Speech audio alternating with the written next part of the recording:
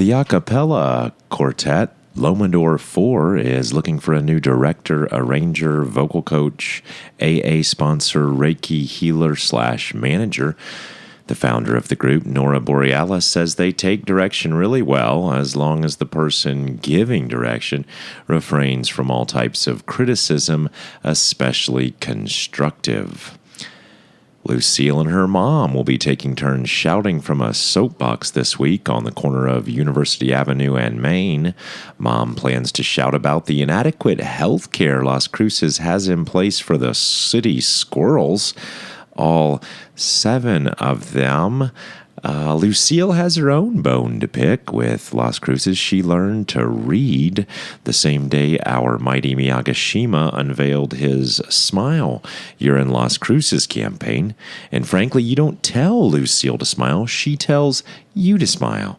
And what if she doesn't feel like smiling? What if she feels like that one immigrant mouse in that one Disney movie that had that one song somewhere out there and that had the power to bring together a broken nation? Thank you, Mr. Walt Disney. Thank you. I've got some sad news, folks. You know, the Tater's heart breaks every time a garage band splits, and sadly, 3 hens and a wet nurse is now just 3 individual hens with their backs turned to each other, each facing the world on their own. Some good news is that Wet Nurse seems to be handling the breakup okay. She's just throwing herself back into the work like she always does. You know, her publicist, Juan DeMonchi, said that she's actually changed her name to Damp Nurse, and she'll be performing on Golden Pond, one-woman show, this Sunday at dawn at the Sunrise Terrace Disc Golf Park. She'll be doing all the parts herself, and I've been told Act 1 will begin by hole 1, and then she'll make her way to the higher holes as the plot climaxes. This is a couples-only event. Admission is $600 per couple. That's Russian currency there. Okay, pregnant Bernice will be putting on her shoes this week in order to take out the trash. It'll take Bernice several hours of careful consideration and consternation to pull off a stunt of this magnitude. Kick drum Tommy and his loud guitars will be having a bye week this week as he and his wife are attending the annual ayahuasca healing retreat held on the Mesilla Diversion Dam. For more information about the annual ayahuasca retreat, you can contact licensed shaman Mr. Jimmy Thompson. He was licensed out of the Montgomery, Alabama ayahuasca healing licensure board they got going on down there in the suburbs. And one thing he'll tell you, besides the fact that he's a licensed shaman, is that he's a practicing Toastmaster.